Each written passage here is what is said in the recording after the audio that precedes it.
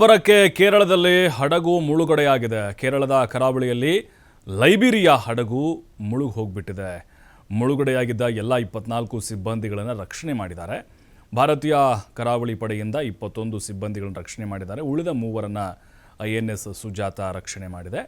ಅರಬ್ಬಿ ಸಮುದ್ರದಲ್ಲಿ ತೈಲ ತುಂಬಿದ್ದ ಹಡಗು ಮುಳುಗಡೆಯಾಗಿದೆ. ನೋಡಿ, ಬಹಳ ದೊಡ್ಡ ಪ್ರಮಾಣದ ತೈಲ ತುಂಬಿಕೊಂಡು ಬರಲಾಗ್ತಾ ಇತ್ತು. ಯಾವುದೇ ತೈಲ ಹಾಗೆ ರಾಸಾಯನಿಕ ಸೋರಿಕೆಯಾಗಿಲ್ಲ. 148 ಕಂಟೈನರ್ಗಳನ್ನು ಹೊತ್ತೊಯ್ತಾ ಇತ್ತು ಈ ಹಡಗು. ಒಂದು ಸಮುದ್ರದ ಭೋರ್ಗರೆತ ಏನಿದೆ, ಅದರ ಜೊತೆಗೆ ಸಮುದ್ರದ ಅಲೆಗಳು, ಅದರ ಭೀಕರತೆಗೆ ದೊಡ್ಡ ಒಂದು ಹಡಗು ಇದು. 148 ಕಂಟೈನರ್ಗಳು, ಎಲ್ಲ ತೈಲ ರಾಸಾಯನಿಕಗಳು ತುಂಬಿದಂಥ ಹಡಗಾಗಿತ್ತು.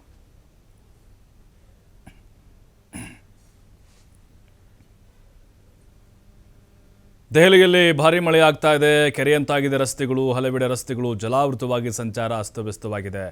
ರಾಜಧಾನಿ ರಸ್ತೆಗಳಲ್ಲಿ ವಾಹನಗಳು ತೇಲ್ತಿದ್ದಾವೆ. ಅಂಡರ್ಪಾಸ್ನಲ್ಲಿ ಬಸ್ಸು, ಕಾರು ಮುಳುಗಡೆಯಾಗಿದೆ. ಇನ್ನು ITO ಬಳಿ ರಸ್ತೆ ಜಲಾವೃತವಾಗಿ ಭಾರೀ ಅನಾಹುತ ಸಂಭವಿಸಿದೆ. ನಡು ರಸ್ತೆಯಲ್ಲಿ ಕೆಟ್ಟು ನಿಂತಿದೆ ಓಲ್ವೋ ಕಾರು. ಮಳೆ ನೀರಲ್ಲಿ ಕಾರು ಆಫ್ ಆಗಿ ಚಾಲಕ ಪರದಾಡಿದ್ದಾನೆ. ದೆಹಲಿ ಏರ್ಪೋರ್ಟ್ನಲ್ಲೂ ಕೂಡ ಮಳೆ ಅವಾಂತರ. ಮೋತಿಬಾಗ್ ಹಾಗೆ ಮಿಂಟೋ ರಸ್ತೆ, ದೆಹಲಿ ಕಂಟೋನ್ಮೆಂಟ್, ದೀನ್ ದಯಾಳ್ ಮಾರ್ಗ ಪ್ರದೇಶಗಳಲ್ಲಿ ಪ್ರವಾಹದ ಸ್ಥಿತಿ ನಿರ್ಮಾಣ ಆಗಿದೆ. ವಿಮಾನ ಕಾರ್ಯಾಚರಣೆಯಲ್ಲೂ ಕೂಡ ವ್ಯತ್ಯಯವಾಗಿದೆ. 100ಕ್ಕೂ ಹೆಚ್ಚು ವಿಮಾನಗಳ ಕಾರ್ಯಾಚರಣೆ ವಿಳಂಬ ಆಗಿದೆ. 49ಕ್ಕಿಂತ ಹೆಚ್ಚು ವಿಮಾನಗಳು